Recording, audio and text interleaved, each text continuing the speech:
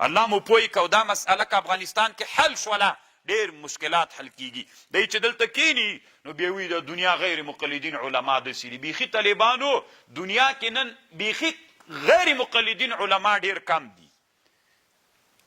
اکثر مقلدین دي خو طالبانو غیر متعینین ډېر دي. هغوی تعین نه کوي. هغوی داسې وایي چې کوم مسله حق ولا زه د همغه عالم تقلید کوم.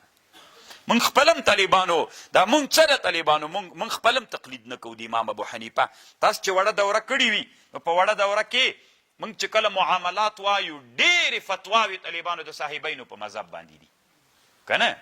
مونږ کله هلته تعین وکړو کله د امام صاحب په مذهب وي. مونږ او تاسې په مذهب کې د امام ابو حنیفه په مذهب کې د امام ظفر رحمه الله په مذهب فتواوې سته که نه سته. طالبانو پاندې کتاب جوړ ده، کتابونه په دې جوړ دي چې د امام ظفر رحمه الله کوم اقوالو باندې فتوا ده. داسې ښه کتاب د ما سره شتم طالبانو د امام ظفر رحمه الله اقوال را جمع دي 21 اقوال دي چې حنافو کې فتوا ده. نو خو هلته تا ولې تقلید نه ده کړی د امام ابو حنیفه؟ تقلید څو که نه سو؟ امام ظفر څوک د طالبانو؟ اول دا وړه مسله نه ده. د طالبانو مجتهد مطلق ده. ګورئ تاسې وایي څلور مذهبونه دي، څلور نه دي طالبانو. امام ظفر څه ده؟ دی ځان ته مستقل مذهب لري، مجتهد ده، مستقل مذهب لري. امام محمد مستقل مذهب لري، امام ابو یوسف مستقل مذهب لري. دې ته بیا مجتهد منتسب وایي. خو چونکې ادبا یې خپل استاذ ته نسبت کړی که نه دوی مستقل لارې لري طالبانو. دا د امام هغه نه دي، مقلدین نه دي طالبانو. دا یو لوی سوال ده. اوس مثلا مجتهد ته څوک ناروا ده؟ تقلید ناروا ده. امام محمد مقلد ده که مجتهد؟ امام ابو یوسف مجتهد ده که مقلد؟ امام ظفر مجتهد ده، امام ابو حنیفه تقلید کوي. نو دا خو مجتهد په المذهب نه ده. چا ویلي؟ مجتهدین مطلق دي. دی مجتهدین مطلق دي طالبانو.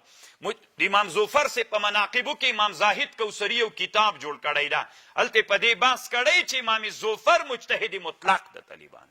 مجتهد ته کله څوک جایز ده؟ تقلید نه ده جایز. نو دوی ولې د امام ابو حنیفه تقلید کوي؟ دا تقلید نه ده طالبانو. علما وایي دا له بابه د موافقې د اجتهاد د مجتهد له اجتهاد د مجتهد سره ده طالبانو. دا تقلید نه ده. لالوګانو الله پاک مو پوی که طالبانو خدا به ما سره منئ چې الله پاک له دې جنه بوتلی. دا څلور بحثونه به بیا زده کوئ. علماو ته وایي که نه چې هره نحوه کې هره ورځ نحوه هره ورځ نحوه. خو ما ته د دغه درې موضوعاتو یوه دوره شروع کړه، د اجتهاد، د تقلید، د تلفیق. خو دا دې هم شروع سي که نه طالبانو ورونو؟ په خبر خو پوهېږئ که مجتهد دپاره څوک جایز نه ده تقلید نه. امام ابو حنیفه مجتهد ده. دا نور مجتهدین مطلق دي طالبانو. مجتهدین فی شرع دي. چې مجتهدین فی شرع سو دی ولې د امام صاحب تقلید کوي؟ دا تقلید نه ده طالبانو.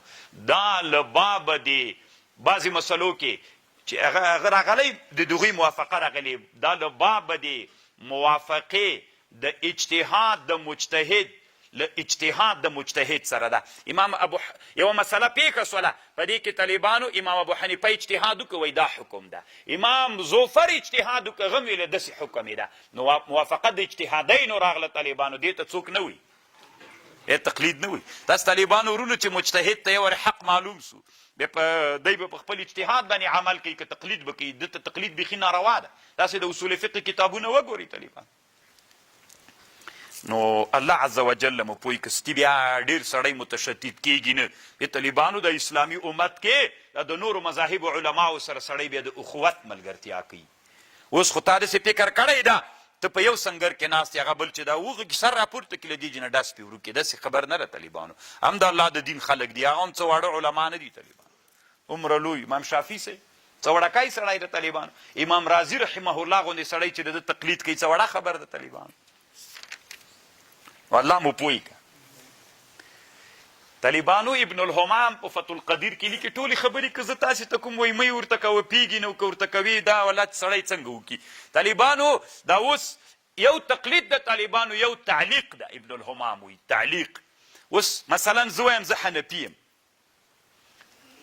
دا طالبانو از چټي خبر ده. زه حنفي یم، زه حنفي هلته یم چې په ما باندې مسأله پیښه سي، مسأله راته پیښه سي، بیا زه په هغه مسأله باندې عمل که د امام ابو حنیفه وکم بیا زه څوک سوم چې عمل لا مسلې پیښې سوي نه دي راته تللی. هغه مسلو کې چې ما عمل د امام صاحب په مذهب کړی په هغو کې حنفي یم، په نورو چې راته پیښې دي او عمل مې لا تر اوسه په حنفیت نه ده کړی طالبانو، هغې ته تعلیق التقلید وایي طالبانو، ابن الهمام وایي. نو موږ طالبانو یو تعلیق التقلید ده، یو تقلید د ابن الهمام په فتح القدیر کې بحث کوي.